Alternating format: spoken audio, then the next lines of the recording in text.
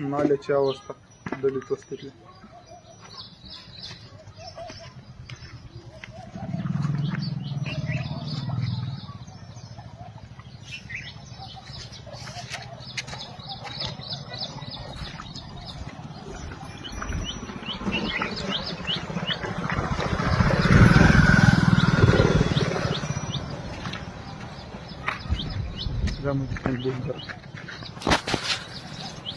बघायचं का मित्रांनो, नाल्याची अवस्था अशी आहे इथं रामेगाव मध्ये.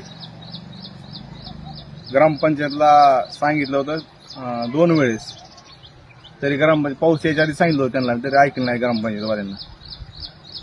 नाल्याचा अशी बोंब चालू आहे रामेगाव मध्ये.